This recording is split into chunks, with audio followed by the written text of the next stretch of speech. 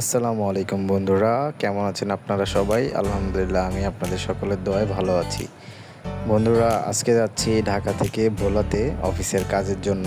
তো এই মুহূর্তে আছি ৩০০ ফিটে। এখান থেকে যাব পোস্তগোলা কার্নিভাল ক্রুজের ফেরিঘাটে। ওইখান থেকে কার্নিভাল ক্রুজে সরাসরি ঢাকা থেকে ফেরি যোগে ভোলাতে যাব, সাথেই থাকুন। তো বন্ধুরা, এই মুহূর্তে কার্নিভাল ক্রুজে আছি, যাব ভোলাতে। তো দেখেন বুড়িগঙ্গার আসলে কি অবস্থা।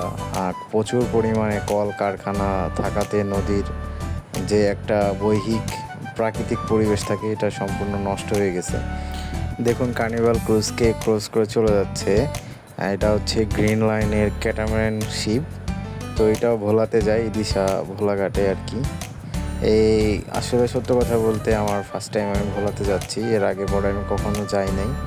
তো ফার্স্ট টাইমের অভিজ্ঞতাটা আসলে খুবই আশাক্ষুণ্ণ ছিল।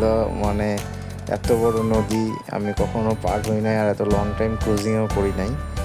তো বন্ধুরা, এই মুহূর্তে চলে আসলাম ভোলা ইলিশা ফেরিঘাটে। আমার সামনে বেগম সুফিয়া কামাল ফেরিটি আছে। এটি সম্ভবত লক্ষ্মীপুর ফেরিঘাট থেকে ছেড়ে আসে। তো বন্ধুরা, সাথেই থাকুন, ইনশাআল্লাহ ভোলা থেকে ঢাকা যাওয়ার সময় অভিজ্ঞতাটা আপনাদের কাছে শেয়ার করব।